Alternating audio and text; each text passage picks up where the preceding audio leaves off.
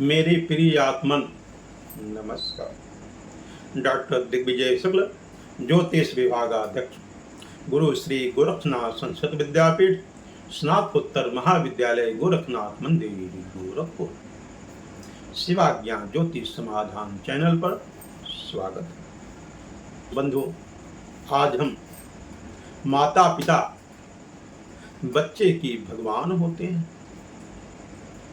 बंधुओं, कर्म के पास न तो कागज है ना ही किताब, फिर भी इस सारे संसार का खबर लेता रहता है। बंधुओं, बच्चे का जन्म भले ही माता के गर्भ से हुआ हो, लेकिन वह बच्चा पिता का आत्मा कहा जाता है। इसलिए पुत्र को आत्मज कहा जाता है। ऐसा शास्त्र में प्रमाण मिलता है कि आत्मावाद जायते पुत्र। माता बच्चे की भूख को पहचान लेती है, इसलिए बच्चे के लिए भोजन की थाली तुरंत लाती है। और वही पिता जो है, बच्चे को हमेशा भविष्य में भोजन की थाली मिलता रहे उसका प्रबंध करता है। इसलिए पिता जो है भविष्य होता है, एवं माता जो है बच्चे को दुलारती, प्यार देती एवं बच्चे को निखारती है। माता के प्यार से बड़ी बड़ी गलतियों को सुधारने की ताकत मिलती है, और पिता की डांट जो है छोटी छोटी गलतियों को सुधारने की ताकत मिलती है। परंतु माता का आंचल गर्मी, सर्दी एवं बरसात से सुरक्षा प्रदान करती है। बंधुओं, पिता वह बुलंद दरवाजा है जो दुनिया के हर प्रहार को झेलने की क्षमता रखता है, परंतु बच्चे को एक खरोंच भी नहीं आने देता है।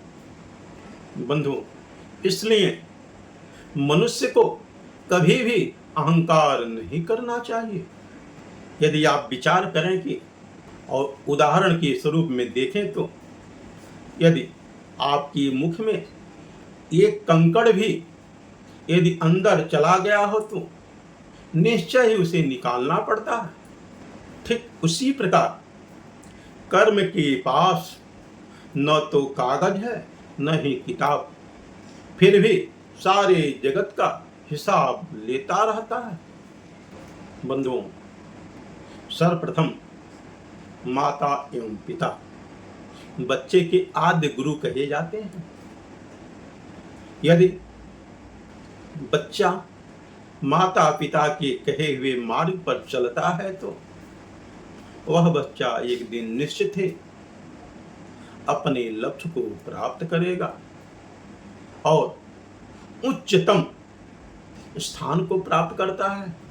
ऐसा देखा गया है कि हमारे यहाँ शास्त्रों में वर्णन मिलता है कि जो भी संतान अपने माता पिता का मान, सम्मान एवं स्वाभिमान का रक्षा करता है उसको निश्चय ही मनोकामना पूर्ण होती है।